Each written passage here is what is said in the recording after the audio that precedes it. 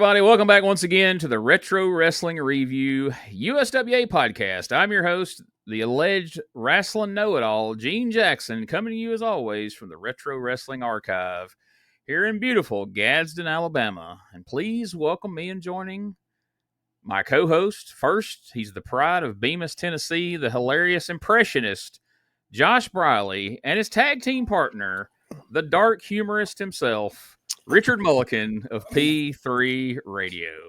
Guys, what's up? I thought I was the pride of Bemis. I'm older than you, dude. When I die, you can take over. I'm the prince of pride of Bemis, I guess you could say. I don't know. You live in the king's castle, so you might be the king. Don't count yourself so short, Gene. You know, you provide, witty lines. Random lines or... I think that was my comment. Am I really the only thing I'm bringing is dark humor? Oh, that's when I knew that was this week's intro. As soon as you commented that in our text chat, I'm like, hey, I got an intro for this week. It's fun times. We love hearing from fans. That's awesome. Yes, it's awesome. So I hadn't been able to sleep a week. All right, so we'll promote a couple things, and we're going to circle back to that topic real quick, but I want to get these in before I forget. Don't forget, this week's episode also brought to you by VIP Championship Wrestling, coming to Tupelo, Mississippi, at the Tupelo Furniture Market, coming up on Saturday, June 21st. Going to be a big show out there. They're bringing in Vicky Guerrero is going to be there, along with Downtown Bruno, and all of your favorite big-time wrestling stars from across the Mid-South, including ones from Memphis Wrestling. You can see them all there in Tupelo. Bell time, 7:30. The doors are open at 6 o'clock, so you can come out and meet all your favorite stars, including Miss Vicky, and she might even yell, "Excuse me," at you. So you guys might want to plan on coming down. I'll be there peddling books and handing out USWA podcast stickers and Dangerous Conversation stickers and different things. So should be a good time. I'm excited. I'm looking forward to it. Also want to say thank you to everybody who follows our Facebook page. We are now up to 11,000 followers over there on Facebook, guys. The video views are incredible. All the videos we post, we got videos over there that's got, 50, 60, 70, 100,000 views on some of them, which is just amazing to me that there's that much interest in old school USWA wrestling, but it is. For all the people who told me I was stupid for starting a USWA podcast because nobody cares about that crap, well, somebody does, because there's a lot of damn people watching those videos. Let's thank them all individually, Gene. Gene said, I will make you care about that crap. Yeah. It is, how many times have you heard from people over this past year that said they didn't even know about Memphis Wrestling, or they had never watched it, and just listening to this show piqued the interest, and now they're literally watching it. Yeah. There's a lot of people who are going back, watching it for the first time. Maybe they've heard about it, or or somewhat aware of it. And everybody knows about the glory days of the 80s, and people talk about that, but the 90s kind of gets forgotten sometimes. So I'm glad that we're helping bring it back, so to speak, or bring awareness. And some people may not appreciate that we're the ones doing it, but damn it, we're doing it, and it's helping you out too. So yeah, I like the idea of a podcast better than the March idea we were going to do to bring awareness to USWA. Yeah, it's a hard sell to get me to march over anything. What are you three guys marching down the block looking out of breath for? Yeah, For Memphis Wrestling, man. Starts out as a march, but I'd have been taking a knee pretty quick, I'm sure, for my support. And we also remind everybody, I don't know that we've mentioned this on here. We may have mentioned it on Patreon or something, but coming up, we got this week's show, which is going to review the 18th of December of 1993. Next week, we will be covering the USWA episode from Christmas Day, 1993. And that's it. 1993 is up. So the week after that, it will be the season finale episode of the Retro Wrestling Review, where we are going to be handing out the USWA 1993 year-end awards. So we've got some awards in mind, and we're going to go around the table, the three of us, along with our frequent stand-in co-host, Brian Trammell, and we're going to have some awards for the year of, what our takeaway was for watching every single episode of 1993. Some of them serious, some of them fun. So I'm looking forward to that. I don't know if you guys are, but I think it ought to be a good time. I really am, man, because me and Richard were talking before we pressed record, and a lot of these are going to require some more research because there's so much that we've witnessed over this past year, and I'm really not sure that I know half of this list. I mean, I want to look back into it and kind of like remember, if you will, review. Remember. Yeah, because we don't want to get too locked into the more recent stuff that, of course, is obviously going to be fresh on our memory. Yeah. We want to go back and we want to consider Mean Mike Miller and Spaceman Frank Hickey and some of the oddities we've seen this year. The Marinos. I'm still kicking myself for not asking Jamie Dundee about the Marinos. I'm going to rectify that pretty soon. I want to hear what him and Wolfie have to say about their short-lived feud with the Marinos. It will fucking kill you if Jamie's like, man, I learned a lot from them motherfuckers, man. Man, they some good guys. I got my midget from them, right? That's who my midget dealer was. Hey, they're the one that brought him over for Dale. They raised him from a pup.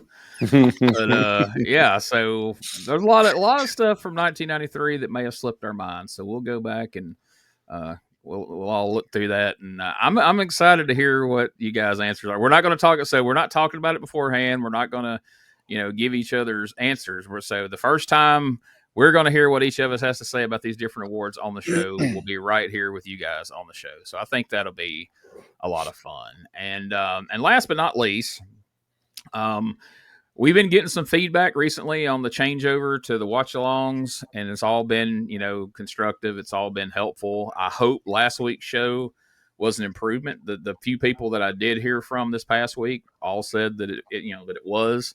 There's still a couple people who aren't sold, and I get it. So I figured I would give a little bit of insight to the real reason we're doing this change. Of course, we always, from the beginning, considered doing this as a watch-along. And frankly, the reason we are trying this out and trying our best to make this work, I don't know if people realize this, but for each of these, 90-minute episodes that you see and hear, I've actually got about 5 or 6 hours of time into these things. By the time I sit and watch the show, I sit and make notes on the show, I sit and make the clips, I upload the clips, and then afterwards on the backside, editing the show and uploading it and sending it to WrestleCopia and all these different things. I've got probably at least 5 hours in this 90-minute show. And right now, with all the other projects I got going on, podcasts and books and all this different stuff, I just don't have 5 hours a week to really invest in this to do it properly. And it's a little easier for us to do it this way. So I was trying it this way to make sure we keep the show going and don't miss a week and all that. But if people ultimately, if this doesn't work, then I guess I'll just have to figure out a way to sleep less or something and do it the old way. But so work with us, people. All right. Let us know the things we can do to help make it better, as we really desperately need to make this work. Because if you start figuring out this is episode 56, and you say 5 hours times 56, and that's how much time I put into these episodes this year, and we make $0 off this fucking show. There's no money to be made. We don't have a bunch of sponsors. You don't hear any Blue Chew ads. Conrad Thompson's not throwing us a check every month. So that's why I have to do 50 other things to help kind of supplement this, not to mention my real job, which I work at 50 hours a week on top of all this podcast shit and books and all this other stuff that I do. So help us out. All right. That's all I'm asking. Why do you do it, baby Billy? I make nothing. 0. Yes, I need, bitch. I need you to do your fucking job. That's my favorite Baby Billy quote of all time. But I don't know. He's a favorite character of mine. I'm glad because that is what that sounds like. I'm sure that's what All right, Baby Billy. I make zero, nothing. By the time I play all the scientists and Definitely, though, that's a shoot on my end. Yeah, no. It like I said, keep complaining. We'll shut this show down. Come on. No. Turn this car around and go to the house.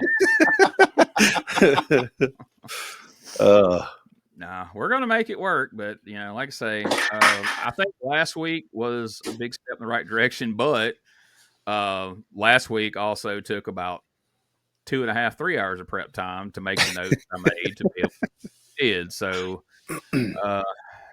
but I don't want the show to just be half-assed. If it means I got to take some time to do prep work, then so be it. And I know these guys like to watch along, especially Richard, because he don't even have to try to pre-watch it Sunday morning and makes fun of what's in front of him. I know these guys are going to push hard to keep his watch alongs get going. I love it. It went from very little prep work to zero prep work on their side. So yeah, I still like to kind of peruse the show, to just see what I'm at. I didn't do it this week because spoiler alert, I didn't know I was going to be here. But sometimes I like to peruse the show just a little bit, see what I'm in for, to see, if there's a joke to be had or if there's something I might miss. But yeah, I love this format because it's something about watching wrestling with your buddies. It's more fun. It is. Like I say, we'll get it down, and we've all said in the because we spend a lot of. I mean, we care about this stuff, folks. We've spent a lot of time in our chat talking about this, and like we've talked about there, it took a little while for the original format to catch on. If you go back and listen to the first handful of episodes, it's rocky. We hadn't quite got our rhythm down. So same with this, but. Like I say, if you watch, the 3 watch-along episodes, the second one was better than the first, the third one was better than the first 2. So let's see how this week's going to go. So with that being said, let's head back to December 18th, 1993 for another episode of USWA Championship Wrestling. And this one, the edit that we have is a little jumpy. You go from Corey and Dave, boom, right into the first match. So that's what we're going to be doing right here. And we are seeing PG-13 in the ring with Tony Williams and Kip Morris. Who have we seen Kip Morris on here? Maybe once. I don't remember. Yeah, I can't get over how it looks like Tony's not wearing pants. I guess it's the screen. Yeah. The color of the studio. It's just like Tony is naked out there. It's just flesh tone tights here. Yeah. And the red referee shirt? That's really red. Kevin Christian, man. You got PG-13 in red. You got Kip Morris in red. You got Kevin Lawler in red. It's a lot of red. And then you got Tony, who looks like he is a Ken doll with looks like his skin tone, no genitals. It's an odd look here. Look at that. Iron Sheik gut wrench suplex there by Wolfie. I feel like Kevin showed up and they're like, you're reffing today. And he's like, well, all I got is this red shirt. And they're like, well, that's going to work. We're going to make it work. Because if you put on Frank Morrell's referee shirt, it's going to swallow you. Like, I'm pretty sure one week there, TD Steele was wearing Frank's Levy Auto Parts shirt. Why does it smell like beef jerky, Mr. Frank?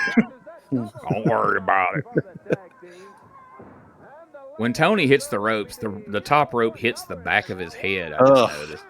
That has to cause damage every time. He's probably got a little knuckle back there, like a callus. Yep. Good body slam there. Now they would perfect this move that we're seeing. They just did the tilt-a-whirl where Wolfie drops Jamie across the opponent, but this is probably one of the first times I've ever seen them do it, and they hadn't quite got it worked out there, but they'll get there. He basically dropped him head first into Tony's nuts. Yeah, it was a headbutt to the nut. Later it becomes a splash, but we hadn't quite got it all. So I don't know if Tony has gotten anything this match. It's been about 3 minutes of just a pure beatdown. Well, that's what I They're was going to not- say. This is the most aggressive, in my opinion, we've seen PG-13 since they've come in '93. All this red's got him. Seeing red, literally and figuratively. Did they just refuse to fix that canvas? Yeah, we've Whew. taped it. Now that, my friend, is how you do a DDT, Yeah. Jeff Jarrett. He's like, I ain't even here no more. That's not even like one of Wolfie's main moves, and he did it like Jake Roberts. It looked good. Yeah. Jamie just did a big knee lift. Maybe they watched like a best of Jake Roberts tape this week or something. I guarantee you they're going to get a late fee because they're not going to be in that town again for another week. Good teamwork, though. A lot of back, in and outs, controlling. Double man. clothesline by Tony, flying. And he's going to the wrong corner. Come on, Tony, get it together. There we go. Kip Morris jumping in there. Kip Morris looking like he's wearing Honky Tonk Man's old tights. He's trying. That haircut, though, Kip Morris looks like he's like a hotel desk front, dude that will check you into your room. Well, he probably is in another life. Oh, look at this. Good side suplex. Not side suplex. Side slam. Elbow drop from the top rope. They get the win. They don't even use the hubcap, which had been a staple if they always used it no matter what. But that was a clean win for PG-13 there. Also, they did not even use their midget. He did not interfere at all. He's just out there in a really cool hat with a hubcap. I don't think Mr. Kip was supposed to do anything there, and he came in and threw an awkward body slam. And Jamie was Wolfie was like, let's shut this shit down quick. And then just grabbed him. They hit him with Demolition's finisher. Great. Lee Womack. I've got some videotape I'd like you to take a look at if you don't mind here. It involves War Machines and Far Too Wild. And from Evansville, Indiana. Watch along with us.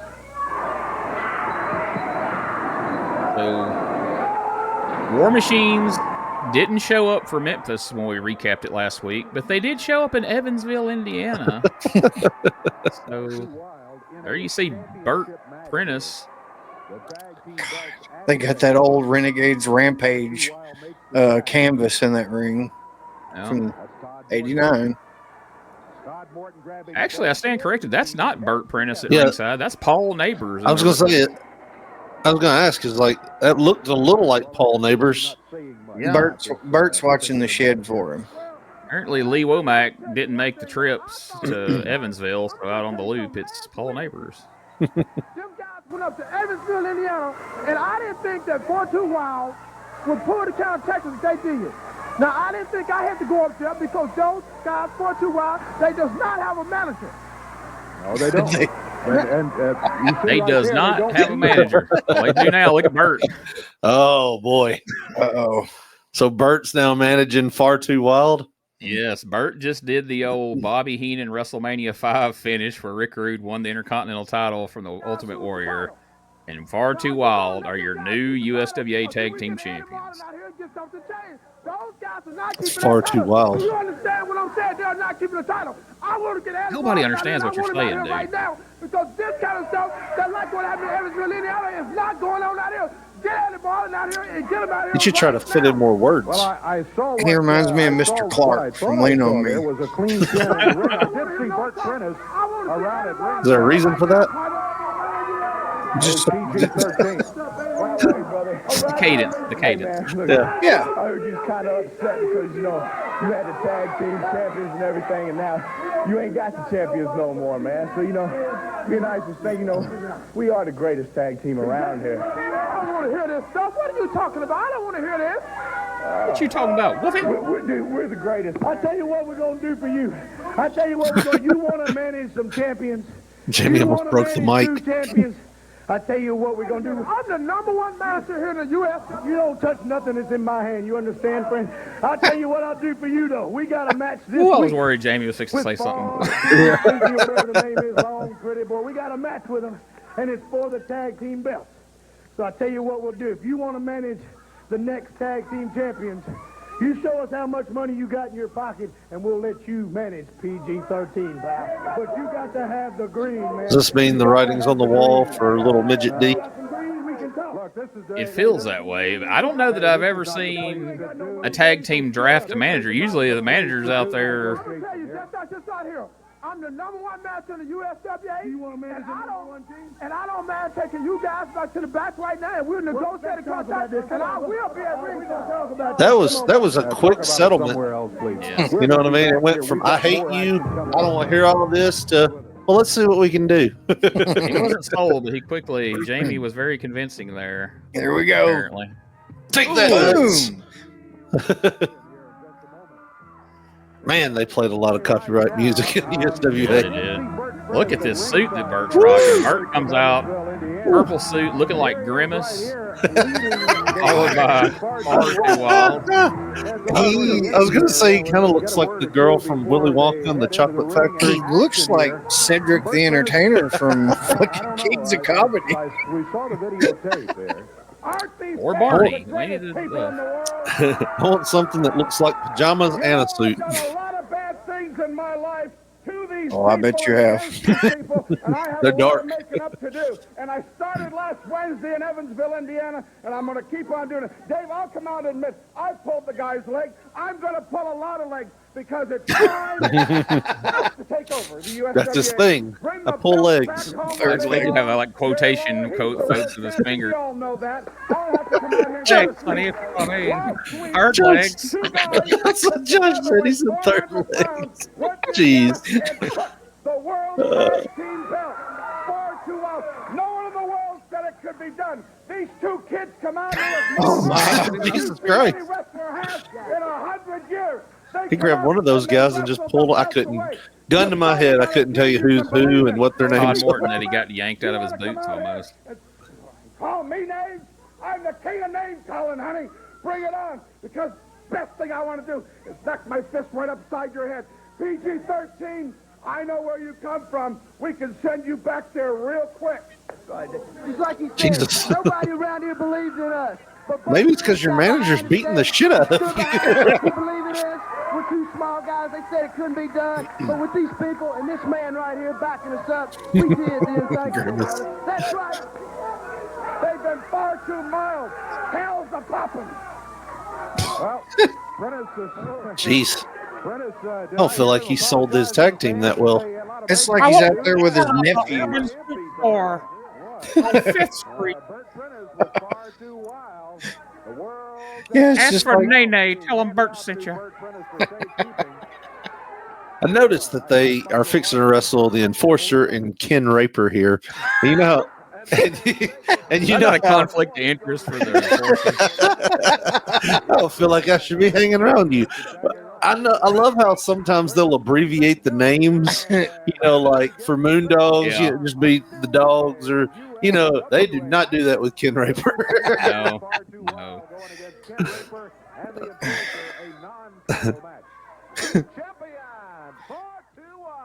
Champions! Why too well? Who is the Enforcer?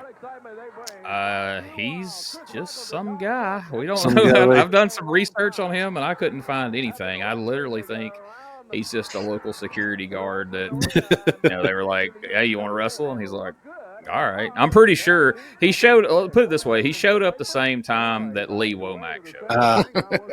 So do the math there. I'm smarter than that. Ken Raper with a clean break must be Christmas time, but don't take it too a gift from Raper. That keeps on giving. If you know You what know, I mean. The last names were usually built around what your family did. You know, Taylor. You know, Smith. You were a blacksmith. Taylor, you did clothes. You know, stuff like that. Yeah, He so comes the from a implication family. being, Ken don't take no for an answer.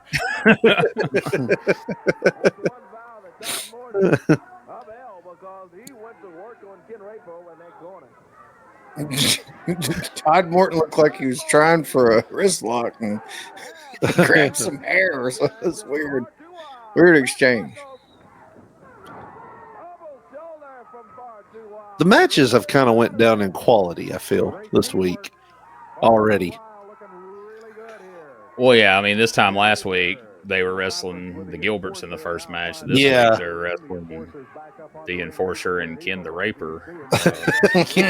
Don't put the "the" in there. Oh, my bad. It's like when I accidentally put in the in the Gaylord name there. It never. I can't believe he wanted to just keep that. In wrestling, you could choose any name you want, and he chose to keep Raper. It's like, what did they shoot down? It's like, you ain't running the molester gimmick. We ain't doing that. We've already got a guy here that does that.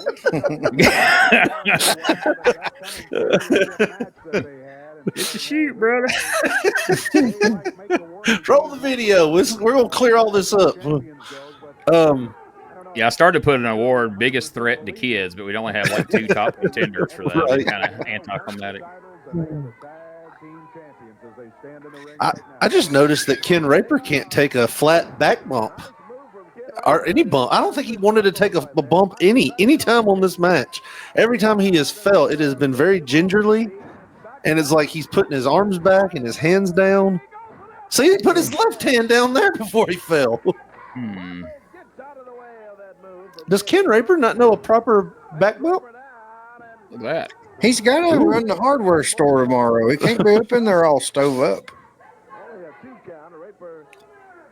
Oh, don't say Raper like that. Somebody had to think it was amusing to tag up the guy with a cop gimmick with a guy named Raper. That couldn't be lost on whoever's throwing these matches together. All right. Tagged on the Enforcer. Here comes the Enforcer. Yeah, Great quality. Good quality. Todd Morton's like, I ain't selling for you, motherfucker. And immediately just all that punishment he took doesn't matter anymore. He's beating this motherfucker senseless. You'll stick legs out of here with that bullshit. I was going to say, Josh, with that Gordon Soley like play-by-play, tag to the Enforcer. Here comes the Enforcer. Raper tags out to the Enforcer. Oh, those White Sox kill me on this motherfucker. I wonder if the Enforcer's pants are ripped this week. Oh, they're so his pants are black and his upper shirt is like navy blue. Well, But no rip. I bet he didn't wear white underwear this week in case they rip again. He don't get that. A lot of tag team moves. Yeah, they like throwing one on top of the other. Was that it? No, wait a minute. After PG-13 in there. After the match, Bert was like, "That's not what I meant by tossing around." Oh, somebody told Wolfie that DDT was good. He whipped out another one. Oh, look at Oh, Midget D got one in. So, Very narrow disc. I feel like based on that match earlier and what we're seeing now, like since the War Machines were gone, somebody told PG-13, like, all right, y'all got to ramp up the, intensity, and you're our top tag team now, so Which should have been the case anyways. Well, it should have been, but, you got to admit, this is a lot edgier PG-13 than we've seen this entire time. Definitely. A lot more vicious. So much red still. Oh, good clothesline there that turns one of them inside out. He takes the flip bump that's usually reserved for guys like Sid. He took it from Jamie. Lee Womack was trying to roll in the ring real quick. He got hung up on the ropes. He didn't know how to throw a punch, so he's just laying on his head. What are we doing here? Oh. So this is Wolfie's got. We're not describing it again. Wolfie's got Todd Morton on top of the announce desk, stomping him in the guts while Jamie pounds his head in with a hubcap. Literally, that's what was just happening. Telling you, PG-13 is on one today. Wait a minute, look at this DDT. No, not. Oh, Okay. on the corner of the table. Yes. Sorta. Yep. Threw him on that raw edge of the table there. PG-13's out for blood. They are killing people with that hubcap. Hit Eddie Marlin. Oh, my God, hit Eddie Marlin. Please. Neither one of these guys wanted to get color, though, did they? No. Oh, honey. No. Bert Prentice is now chasing Lee Womack. He faked him out, went the other way. Lee Womack's like, oh, no. Did you say if I catch you, I'm going to kiss you? Yes.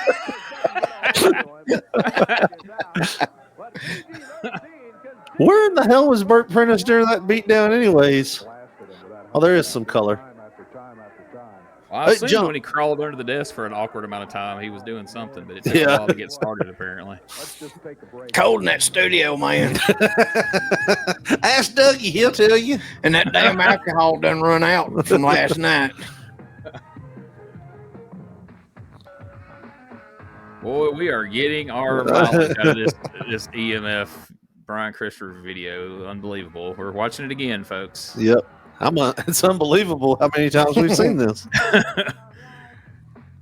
So last week we cut it off after the drop kick on Sergeant O'Reilly, but we're going to see more this time. This is like Brian's, Lawler had that where it shows the names of all the people he's beaten up. This is Brian's version of that. And they don't have a lot of babyface footage, so we're just trying to get as mileage as we can out of what we got. That's why we were seeing things like a sunset flip on Coco Beware as a highlight reel. There's the good Southern Heavyweight title. And we keep cutting the same clip of him walking out with the Southern Heavyweight title. Even they won't show that fucking dinner plate in any of these replays. Can't say I blame them. I haven't seen the dinner plate in a while. Where's it at? Brian's the champion now because he won it in a Phantom title change for Buddy Landell. We never saw Buddy Landell with it. He's nailing some people with this super kick, dude. Yeah. Jeez. What's your finish? Brother, I had to steal it. It looked just too much like a mirror. Ali Ben-Clyde. He's got his prayer rug like the Sheik and everything, man. He's doing it. Yelling at people, I gotta pray. Coco told me, I gotta pray. You gotta pray. There's the dinner plate belt around the waist. Damn it, you talked it back up, Richard. He was going to show up with it regardless. I would zip that coat up if I was him.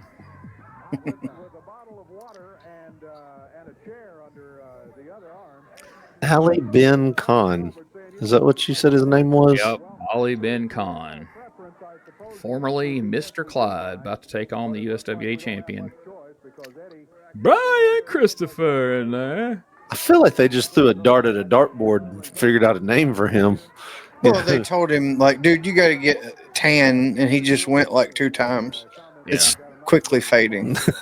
He was a lot more tan last week. Yeah. They're like, well, you look kind of ethnic. What do you want to go with? I think we could have pulled a luchador off.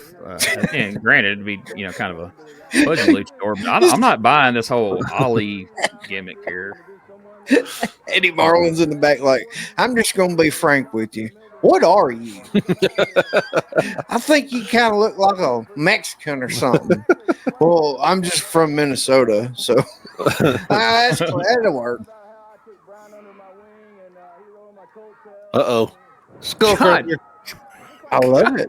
I love seeing those back then. Brian hit him with what the Miz is using now. The skull-crushing finale. Yeah. Brian was the first I'd ever seen use that move. I tell you, I thought he was the first one, but you know who did it randomly on a old Saturday night episode in 1986? Dennis Condrey. Huh. Yes, that's right. That's right.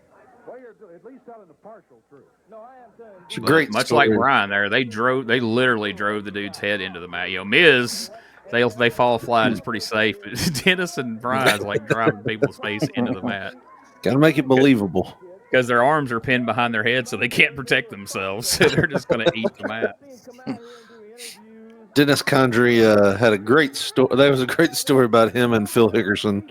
If you've never heard it, you guys might want to go look that up. Well, that shouldn't have worked. Brian went to block the turnbuckle shot, put his foot up on the second turnbuckle, and it slipped through. So he really should have went head first into that top turnbuckle. Yep. If I'm Mr. Clyde, I would not have volunteered to do a barefoot gimmick in these USWA rings. No. You need your feet scraped afterwards. Before you go out, you're asking them like cops. Now, is there anything in that ring that's going to poke me or stick me or hurt me? Yeah. Yes, or probably so. Probably all three. Mr. Clyde's fixing to take a bulldog. Wow. Running bulldog. Not a staple of the Brian Christopher repertoire. I think he's just having fun with him here. He's like, what can I do that I don't usually do? He didn't want to lift him. He's all, you're a big guy. Let me try to suplex you. What do you mean try? You can't really hear it here, but Eddie Gilbert's on commentary talking about how Brian Christopher has always wanted to be like him, that he's Brian Christopher's role model, and so we're setting up something with Eddie and Brian Christopher here. Damn, Brian like scooped Mr. Clyde up like he wasn't shit. I know he's helping, but still, he's a big boy. Yeah, he wasn't helping a lot. Drop kick. We were on a road trip. Me and Brian were coming back from Arkansas once.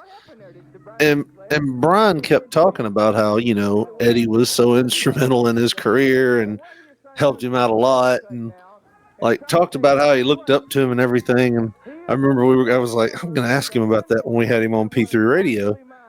I had him on, and he did the same thing that Bill Dundee did to us about Brian's. like you would have thought, well, nah, I didn't. I get. Well, we were kind of worked together a few times, but that's about it. I was like, gummit, this is not what you told me. Yeah, some of those guys are in character, even when they're not in character. It feels like, because I mean that's what the story I've always heard was that the Gilberts were very instrumental in Brian's career because, you know, his dad really didn't want him in wrestling. You know, yeah. Brian kind of backdoored his way in against Jerry's will, and then once Jerry saw he could work, he went with it, but he wasn't supportive of it at all. Miss Simpson backdoored her way in. Hey now. I'm not sure she was going through the back door. No, I think he may have backdoored his way into Miss Simpson the way he did the USWA, but that's. Here comes the super kick. Boom! Oh, that was the worst one we've seen. He like grazed him in the back. He's gonna do it again. He's gonna get his ass knocked out. Oh no, it's gonna be the leg drop. Oh, I'm telling you this much right now. Christopher going to the top rope. That super kick miss. This leg drop is not going to miss. No. It's going to be brutal. Bobby Eaton has the best leg drop off the top rope ever, but Brian is a very close second. And the Tennessee Jam puts away Ali Ben-Clyde. We're safe from his kind for another week, Gene. That's right. Well, let's hear what Eddie is saying over here. Problem, Dave. You may be able to beat this little punk here. And you may run around and carry Jerry Lawler's bags for him and everything, but one thing for sure, brother, you ain't seen on your best day that you could beat me. So why don't you just mosey on down here right now, and why don't you take a part of me, huh? Well, you want some of me, huh? Yeah, I'll go in there. Yeah, Brian says, why don't you come in the ring? You're the big one. You're a cheerleader. You want to see who the greatest single wrestler is in the USWA? Well, you claimed you're saying that I'm not. Well, I'm going to prove to you that I am, right? If you are, you have to prove it in the ring, not out here talking to us. The referee is still here. And if Eddie Gilbert wants to climb in that ring, I don't see Brian Christopher leaving. He's waiting for it. He said, come right on in, sir. I've just wrestled a match and won it. Bert Prentice pulled your leg, Academy. Yep. Brian was challenging Eddie to get in the ring. Eddie pulls his legs out from under him, and now he's in control. As a kid, I loved that fireball on Eddie's tights. I know he used to wear that a lot, you know, and this is back when you didn't have a lot of designs on tights, but I loved it. Eddie would take the biggest bump off punches. And now Doug's hit the ring, so both the Gilberts are on Brian Christopher now. He's in trouble. Oh. They missed the double clothesline, but so you think Brian's going to take over, but they lay him out. But here comes the king. Yeah, so Eddie and Doug threw a double clothesline, and usually that means Brian's going to hit the ropes and do a clothesline of his own. And he turned around and he just got punched in the face. Now we've got a Lawler family reunion here. We got Brian, Jerry, and Kevin all in the ring at one time. That's fun. Lawler's got his WWE tights on, so it's that's why they ran. It's same effect as the Zubaz pants. They're like, that's the guy from Raw right there. All right, so let's pause here. All right, so to kind of recap what we've seen so far, I think that clearly PG-13 was given explicit instructions to go out today and get over and look like a bigger threat than they have. Is that, I mean, yeah. Does that seem out of what? Is that kind of how you guys took it as well? It's kind of like what Josh said. You know, this is the first time he has seen, like, who's the little guy again? My brain. Midget D. Not Midget D. Who's that little guy? You got to expect that's going to be the who they were working. Tony yeah. Williams. So it's kind of like Josh said, Tony Williams got nothing in that match. You know what I mean? Like, I think they were specifically told, go out there and do not give them anything. That's why that body slam looked all weird, because I think he wasn't supposed to get body slammed. So I think you're onto something. I think we just lost our badass heel tag team that we were trying to push. So we need somebody that looks vicious, a little bit aggressive. So yeah, I think you're right, spot on there in your assessment there, Gene. I didn't think that initially, just because we did point out they were a little aggressive in terms of not giving anything, but they didn't use Midget D at all. He just stood there.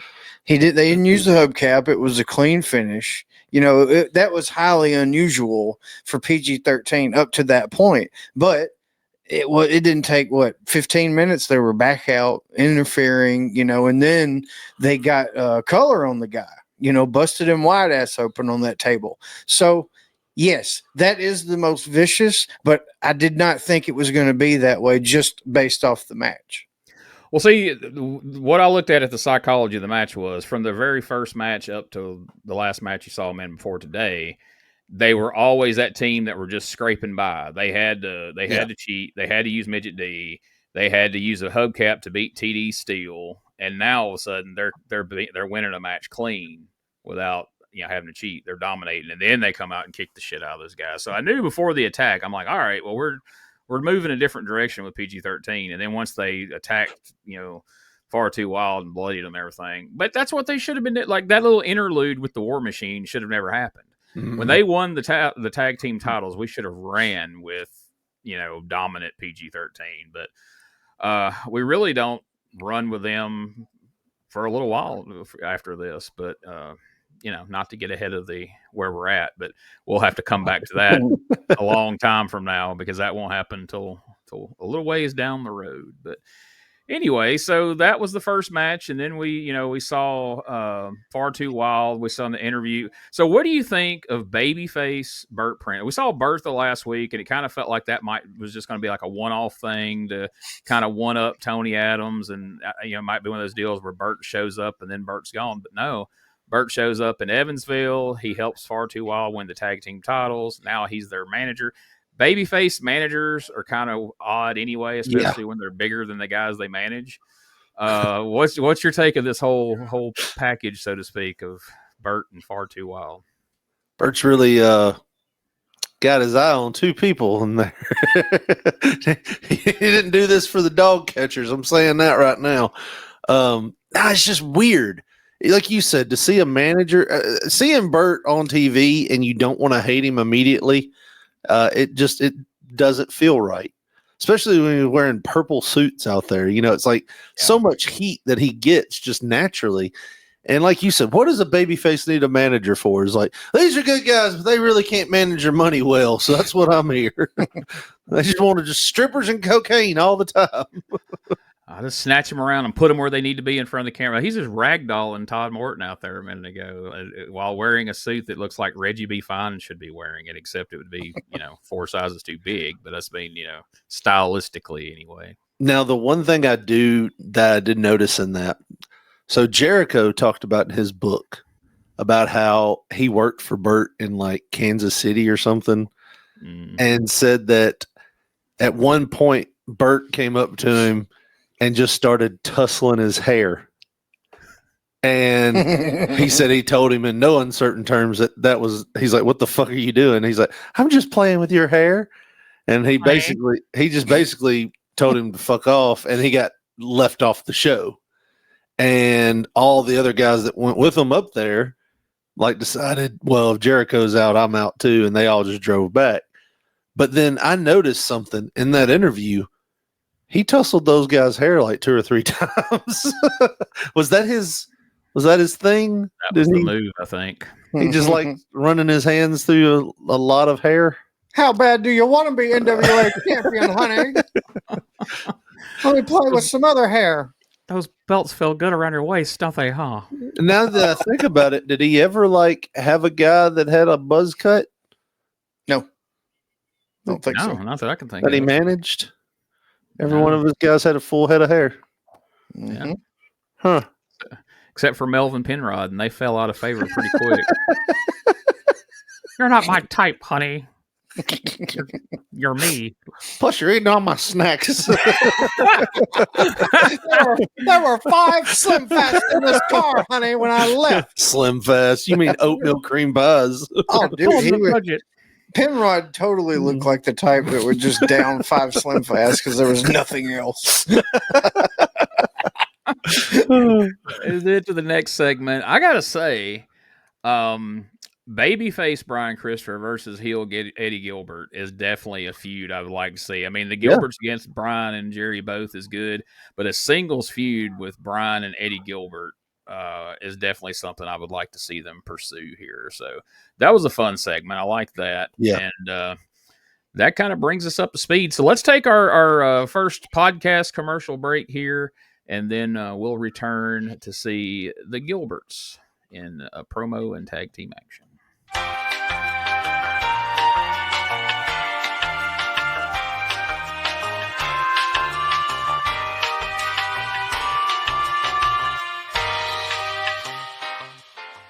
Hey guys, Ray Russell here, curator of the WrestleCopia Podcast Network, inviting you guys to listen to many of the programs here as part of the WrestleCopia brand, including, but not limited to, the Wrestling Memory Grenade, currently covering the 1988 and the WWF project. You can also listen to the Regional Wrestling Podcast, where we talk the territories. You can also listen to the Wrestling Stoop with the legend himself, Bob Roop. But that's not all. You can also check out the Puro Wrestling Academy with the professor of Puro Resu, Mr. Dan Ginnity. Dan and I go back in time and cover the history of Japanese professional wrestling in the English language. And you can listen to all of those shows and more, all part of the WrestleCopia Podcast Network, located over at WrestleCopia.com. That's WrestleCopia.com, and anywhere your podcast streaming needs are met. So if you're looking to support that next up-and-coming podcast brand, please consider making it WrestleCopia. Ladies and gentlemen, welcome to Give Me Back My Pro Wrestling, the podcast that's based on the old school, but can still help you find the good stuff from today. Jimmy Street and the Plastic Sheik, Jared, are the undisputed tag team champions of the wrestling podcast world. From thought-provoking topics to superstar interviews to action figure expertise. This team does it all, and all they ask is, give me back my pro wrestling!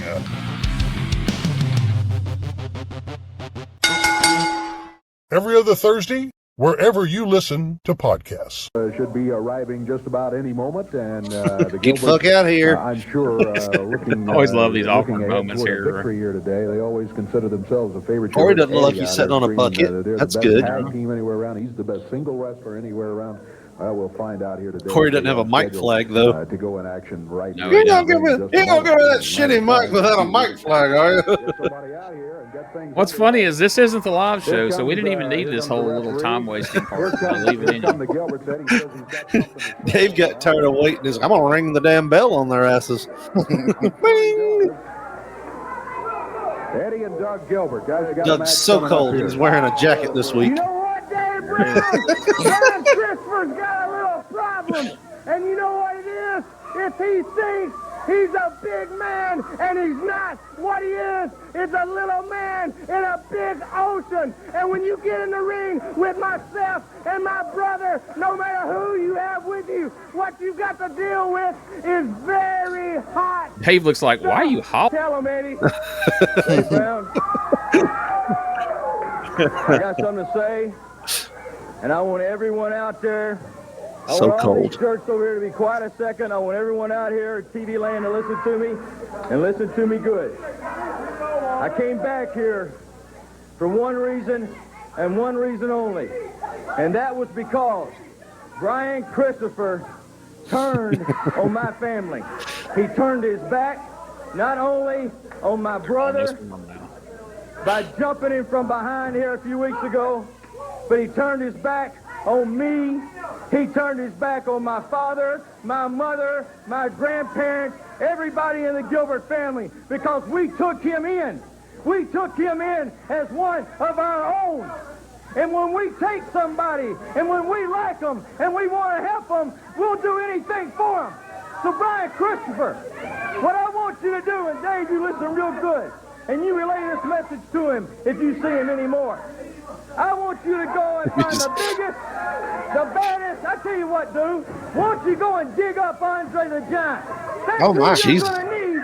That's what you're going to need. When Wouldn't you that be get something ready, if he did that? Eddie and Doug Gilbert, because from now on, there have been people that have come, there have been people that have gone. No, you just dig him up and bring him to ringside. Are here to stay. You just see Eddie Marlin come out. He's like, well, we're going to give you a few sick days. We don't think that you're right in the head. I just want to make it clear, Andre the Giant will not be there, nor will his corpse Monday night. That's not false advertising.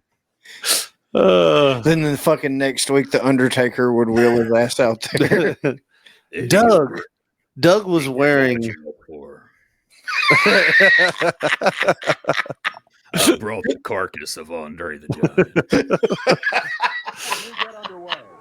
Doug was wearing the most clothes ever. It keeps with our theory that he is super cold in the studio. You know what I hate more than anything, Dave? Cold studios.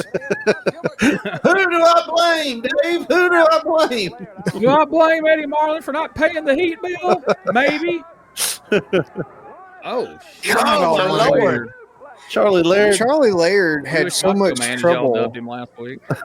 He had so much trouble getting thrown out of that ring. He got all hung up like Leon Womack or whatever the fuck his name was. And now they're making him pay for it. Eddie and Doug have suplexed him on the floor. I'll tell you something I noticed during those two promos. I bet you Eddie went through a lot of sunglasses. Because two back-to-back promos, he would accentuate what he was saying by just throwing his sunglasses on the ground. I know it had to bust him. Hopefully they weren't Ray-Bans. The Star of David on Charlie Laird's tights. This kind of looks like a hate crime, doesn't it? Kind of does.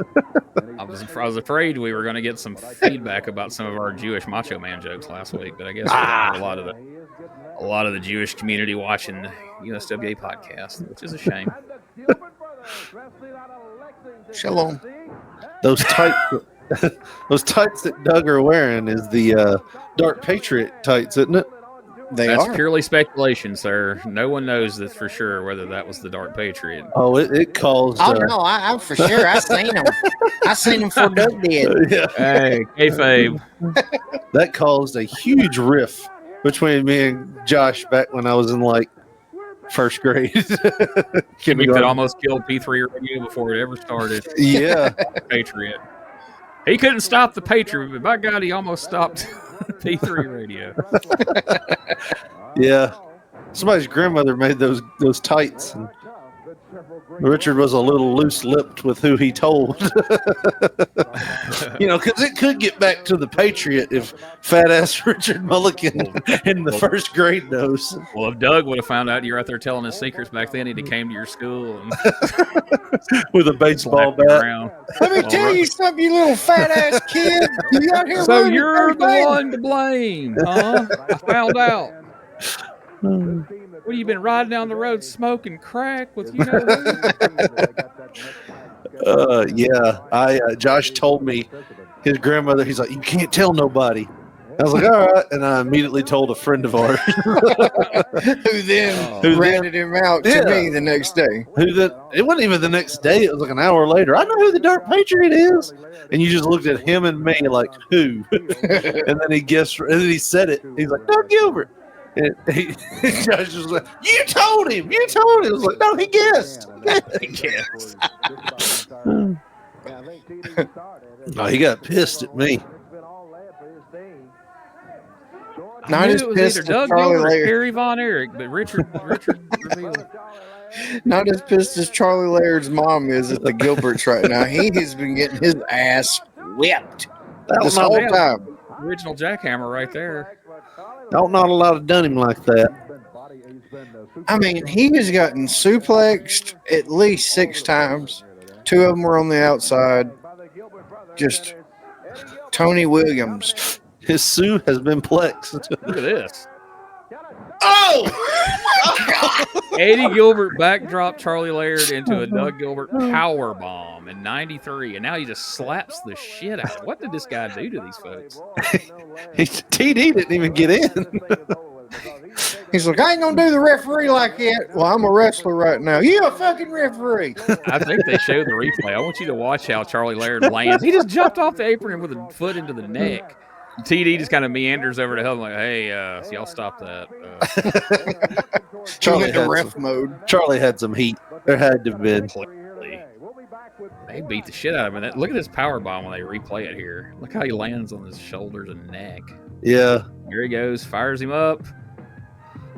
Eddie And boom. Oh. That's like Sid did to Brian Pillman in War Games '91. Exactly. El Gigante should have threw in the towel for him there. They just didn't want Charlie to show up anymore. He shows up the next week. Can y'all get a ramp on that, on that ring so I can get in there? Dude, I thought tax season was in April. Reggie B fine here in full fur coat mode. He's got the pimp stroll. He's got the hat. I mean, he is all in. Yeah, it's like Christmas. Oh, it's next week. We got Sweet Georgia Brown with him, and so there's a whole segment of this show missing. We'll go back and talk about it after the fact, because as we watch this, for no apparent reason, Laura Davenport is in the corner of Jerry Lawler to counteract Sweet Georgia Brown. But now, if you're just watching this week to week, you're like, "What the hell's that about?" So what they just said on the studio mics, Reggie was shocked to hear that Lawler was coming out. He didn't know who he was wrestling, and they were like, "You ought to check the booking sheet sometimes, Reggie." Like, well, gee, Reggie, you wrestle Lawler every friggin' week. So he's got Lee Womack and Sweet Georgia Brown in his corner.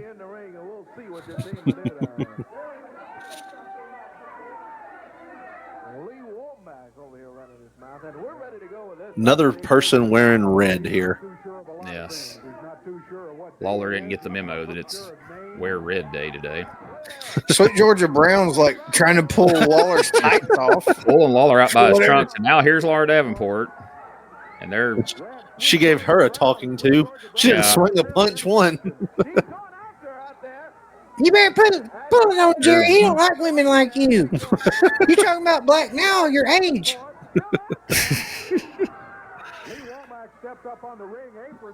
Oh my God. Bert Prentice is a faster chase than Davenport is here. She's just praying she don't catch her because she don't know how to hit her once she gets her. So she's just kind of shuffling behind her there. Have you seen those fight videos where somebody will be jumping somebody, and then for whatever reason, a guy behind them will just try to shove their finger up the guy's ass as they're jumping. I think we've watched that on people. That looked like what is her name Sweet Georgia Brown? Yes. That looked like what she was trying to do to Jerry there. Let me get them tights down. Get that determined She's doing it again. Look at her. She's like, I'm gonna get this nailed finger up that asshole. Lord Davenport's like, no, you not. That's what I do.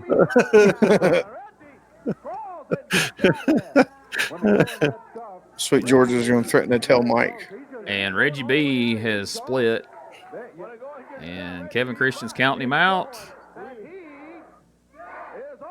8, 9, 10, and we have a count out. Jerry Lawler wins by count out when Reggie B just cuts out. I know it's like one of those things we have to do. It's kind of like when the football team scores a touchdown at the last second, they have to kick the extra point. But the guy left. Do we have to count 10? Now we have to awkwardly count together in Memphis, where the hardest thing to do is count to 10. It's like, we do that enough, we count as like educational services.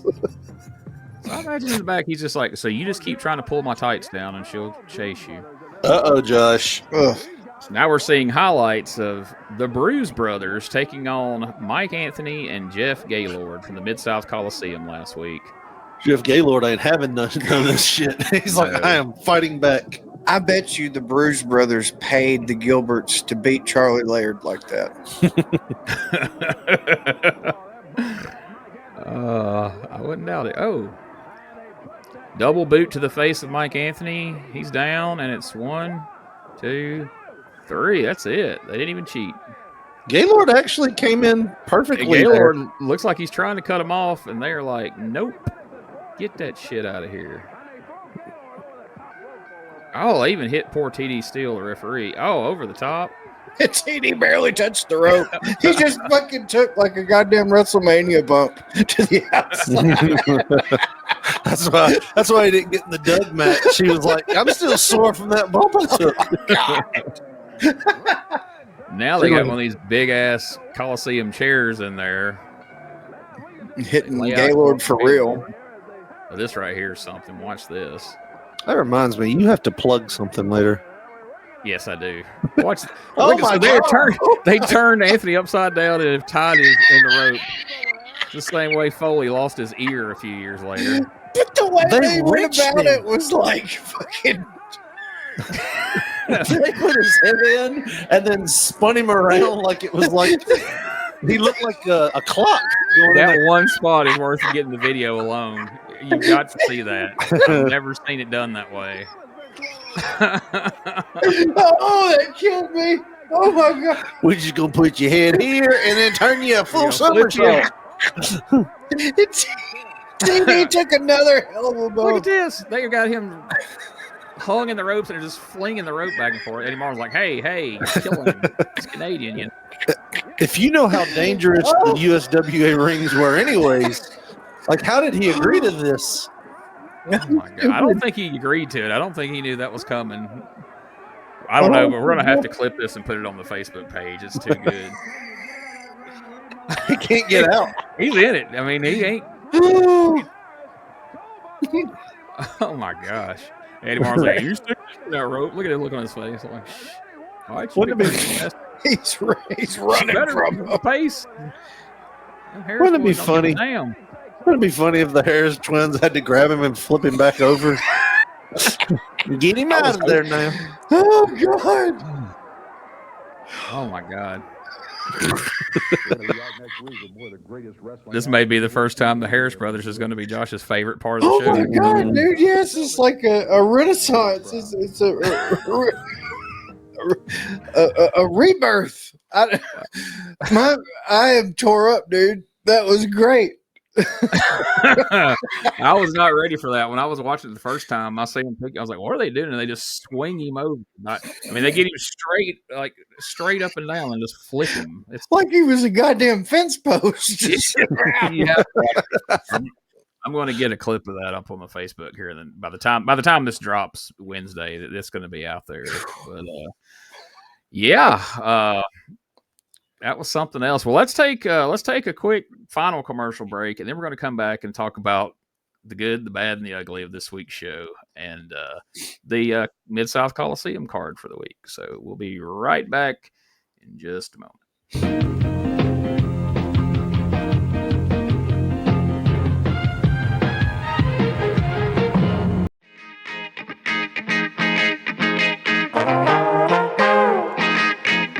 Hey, it's Bob Smith, and guess what? The Outdated Wrestling Hour is now part of the WrestleCopia Podcast Network.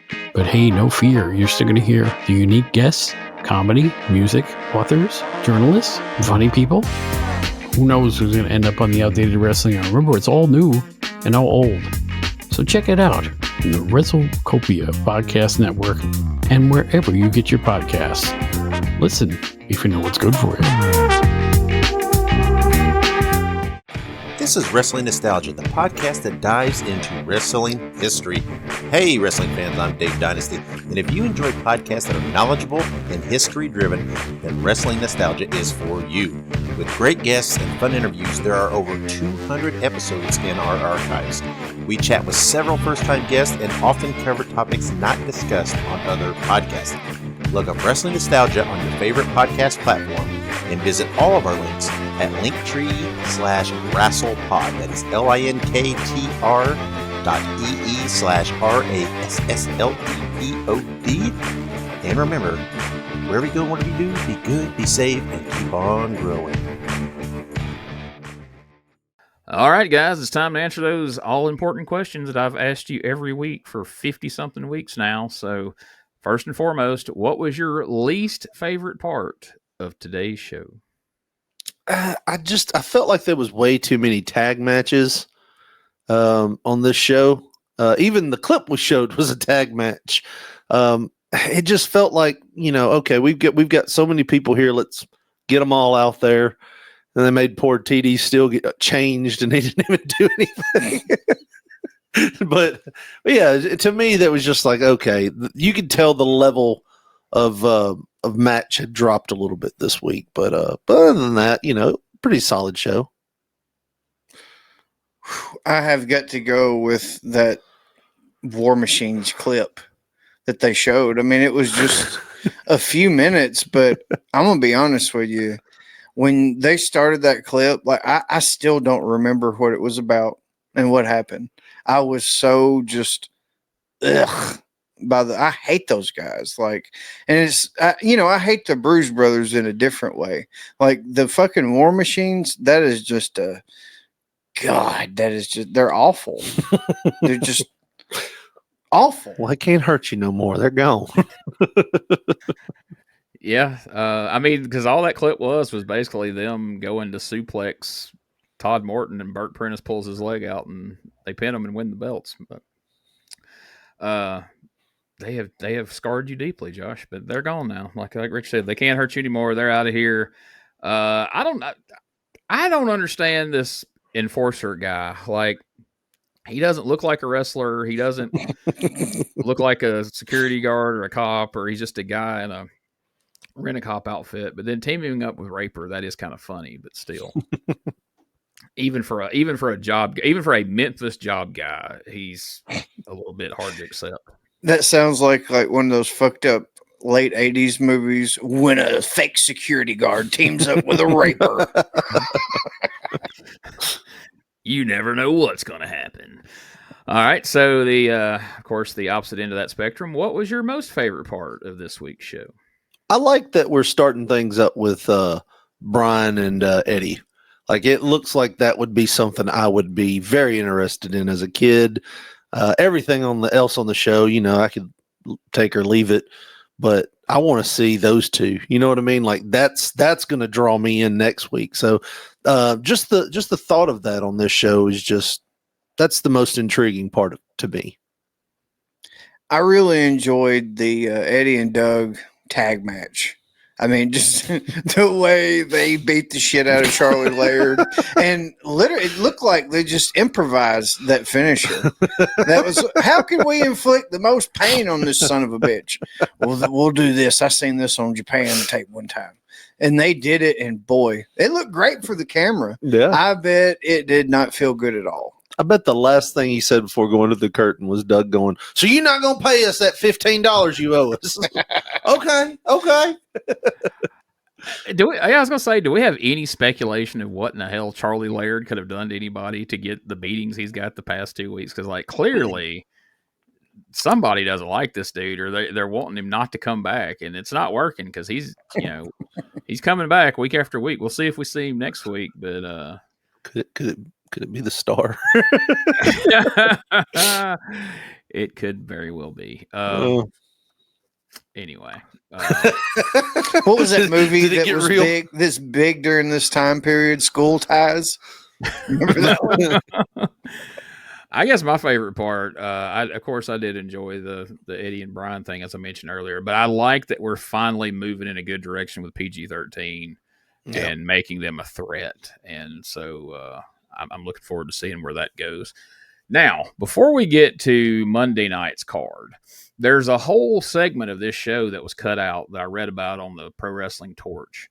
On the live Memphis version, there was a segment where now the newly dubbed Double J Jeff Jarrett, who is up working for the WWF, but he's also our Unified World Champion, calls in via telephone.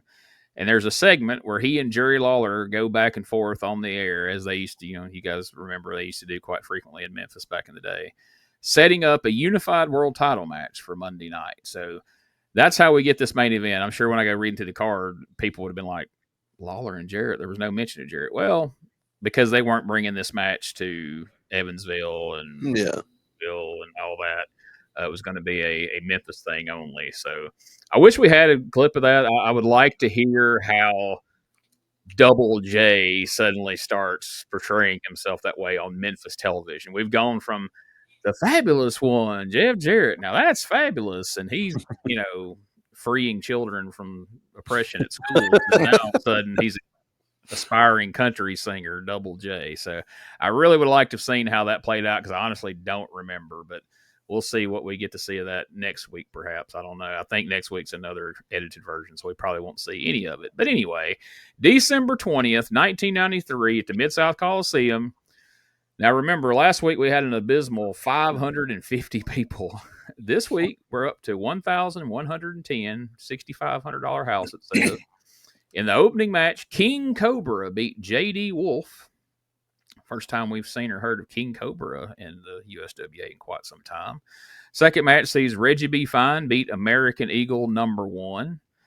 Third match, Sweet Georgia Brown beat Lauren Davenport, because, again, there was a segment where we set up Lauren Davenport being associated with Lawler, but we didn't see it on the show, and I'm kind of okay with that. I don't know about y'all. I'm sure, based on the tiny bit of interaction we saw during that chase, I can't even imagine how god-awful this match had to be between Sweet Georgia Brown and Lauren Davenport. Good God. USWA Tag Team Champs, Far Too Wild, Todd Morton and Chris Michaels with Bert Prentice, defeated PG-13 with Lee Womack and Midget D via disqualification. Hot Stuff Eddie Gilbert and Doug Gilbert beat Dirty Dutch Mantell and Brian Christopher in a tag team match. And in the main event, Jerry the King Lawler pinned Double J Jeff Jarrett in 26 minutes and 34 seconds to regain the USWA Unified World Heavyweight Championship. It's a shocker. It absolutely is. So some notes from the Observer. Says Lawler regained the unified title from Jarrett on December 20th in a match that went nearly 30 minutes, although there was nearly 10 minutes time passed before the first lockup even happened. Jarrett was playing total heel here and was really playing it up for the Memphis crowd.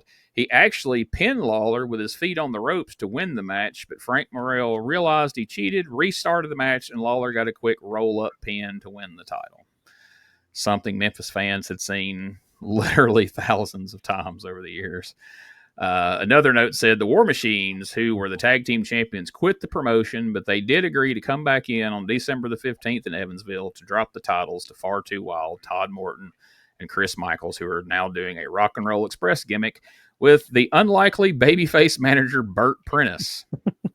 Far Too Wild will now be feuding with PG-13, and so far they've been having great matches with them on the spot shows since they are all about the same size. Lee Womack, who was managing the War Machines, no longer had anyone to manage, so he is now managing PG-13 by default. Another interesting note here. Miss Texas is gone from the promotion, thus the reason Lauren Davenport was brought in to feud with Sweet Georgia Brown. And it said Tony Adams had gone home for Christmas and won't be back until after the first of the year, and that's why she wasn't out there with the Gilberts this week, following last week's Bertha. That's why Bertha came in to run Tony out of town so she could have Christmas back in Texas. So there you go. No more Miss Texas, and Miss Tony will be back after Christmas. So Josh won't see Tony anymore? No, because before she gets back, we will be exiting out to 1991. So it won't be until whenever we circle back around to 94. So it's going to be a long break for Josh and Miss Tony. So Jennifer Simpson in there. And I guess now Miss Jennifer is no longer on the road. I guess she is fallen victim to Paul Neighbors, and we'll never hear from her again now that Double J is a thing and he won't be able to save her. So R.I.P. Terrible. Miss Jennifer. Terrible. Should have watched how you talked to me out there on that light. Throwing my manners back. My manners. I find it funny how like they would use like Paul Neighbors to manage the War Machines in the other towns, but not Memphis. You would just have Lee Womack in Memphis, and Paul Neighbors would just inexplicably show up in these other towns. But I guess they did quite a bit of that back in the day. And you feel like Paul Neighbors would have been more of a natural fit with the War Machines. Just, I don't know. I just feel like the War Machines are not a natural fit here. Well, they've been exiled back to Kentucky, so we won't be seeing the War Machines again anytime soon, unless they somehow go back in time and show up in 1991. But let's certainly hope not. So that's it for this week. Remember, if you want to share your thoughts, comments, concerns, if you want to talk about how you feel about the format, or you want to do an impression, whatever you want to do, you can dial 256 Egg Iron and leave those messages. Unfortunately, we didn't get one this week. I was hoping we would hear from Richard Lee Womack, but that was not the case this week. So we'll have to hope that maybe he turns up next week or for the season finale. Wouldn't that be a way to go out with a bang? So we'll see about that. Also, don't forget to check out the latest and greatest from P3 Radio. And you don't have to just check out this week's episode, because there's how many guys that they can check out? 410. Wow. There's a lot of them. There's actually more if you want to add like the little side piece shows and before the mics and such. It's a bunch of them. Of course you do. So go back and listen to the entire catalog over of P3 Radio, and within 2 years, once you've managed to listen to all of them, you can call in 256 Egg Iron and give us your honest feedback on how you feel about it. 6 grams of iron and eggs. Any tease for this week, or a recap of last week you guys want to give quickly? We covered a Wardenburger. That's it's this burger that a prison warden was given to the people that were bad. He looks like Wilfred Brimley if he got he got cast in Walker, Texas Ranger. Imagine that. But all of this happened in Cincinnati, Ohio. I thought you were going to say he looked like Wilfred Brimley if he didn't cure his diabetes. Right. I mean, he looked like an in-shape Wilfred Brimley. I'll give him that. But we covered that. We slandered a guy with a disability again this week. Kind of y'all thing, right? Yeah. It's not necessarily like a disability. It's just like a birth defect.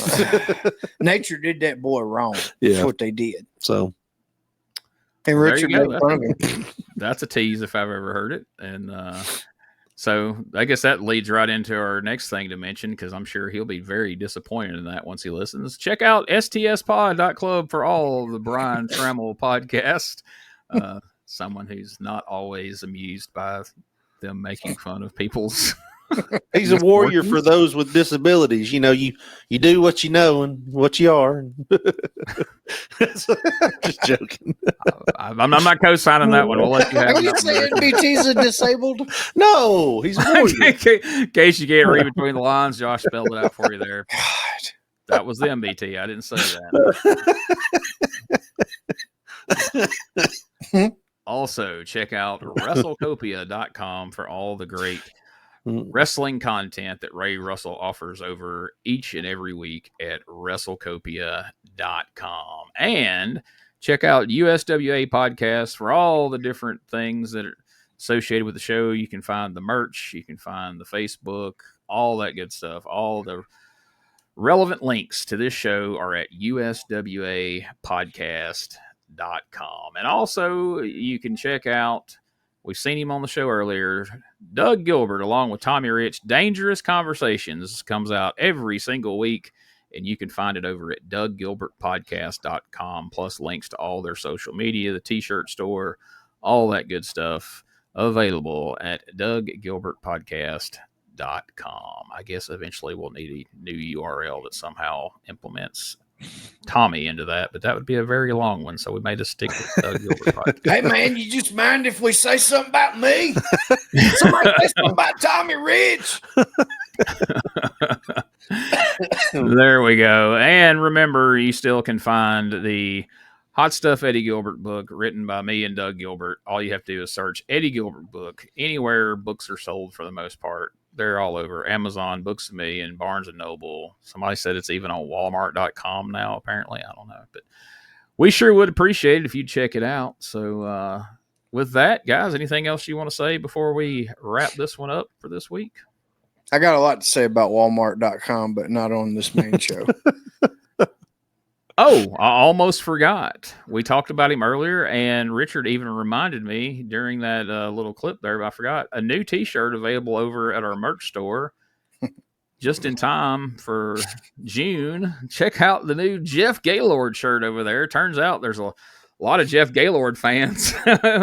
we shared this picture on Facebook, or not this picture, but we shared a picture of Jeff Gaylord on Facebook and asked people to give their thoughts and, favorite Jeff Gaylord moments from 1993, and several people dropped in to share their love and admiration for Jeff Gaylord, which, I mean, not that there's anything wrong with that, I mean, if you're a Jeff Gaylord fan, if that's who you're into, that's cool. So you might want to let everybody know you're proud to be a Jeff Gaylord fan. So share your pride of Jeff Gaylord this month with this Jeff Gaylord. You can get t-shirts, hats, stickers, bumper stickers.